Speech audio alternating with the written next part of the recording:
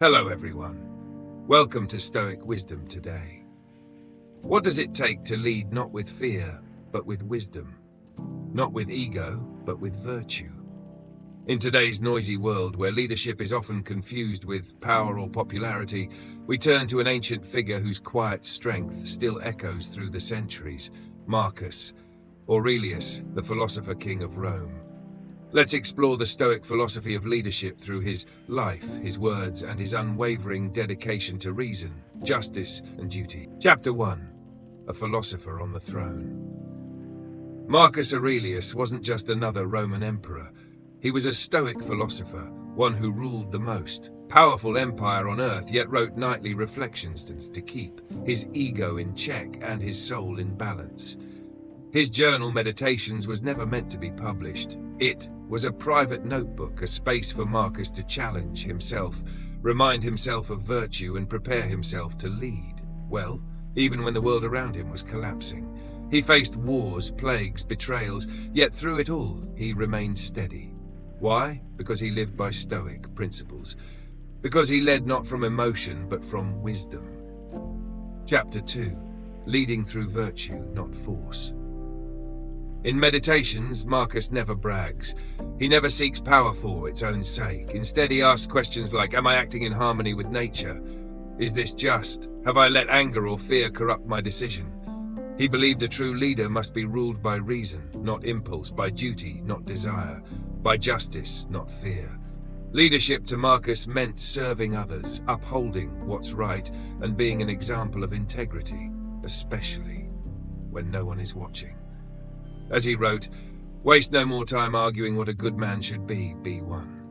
Chapter 3. Resilience in the face of chaos.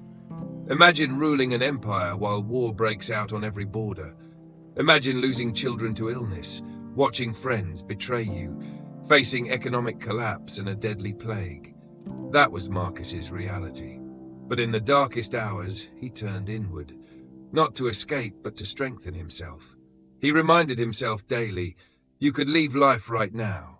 Let that determine what you do, say, and think. He practiced negative visualization, preparing for hardship, so that when it arrived he would not be shocked, but ready. His strength didn't come from cruelty, it came from clarity. His calm wasn't detachment, it was discipline. He suffered and still chose virtue. That's leadership. That's Stoicism. Chapter 4. Stoic Leadership Today. What can we learn from Marcus Aurelius today? In a world obsessed with charisma and image, we need leaders of depth, people who think before speaking, act with purpose, and lead by example. You don't need to rule an empire to lead like Marcus. Maybe you lead a business, a family, or just your own life. The same rules apply.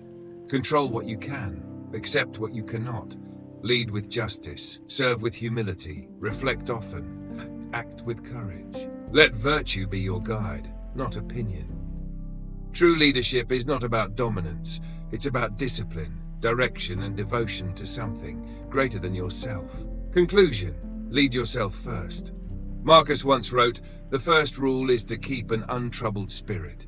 The second is to look things in the face and know them for what they are.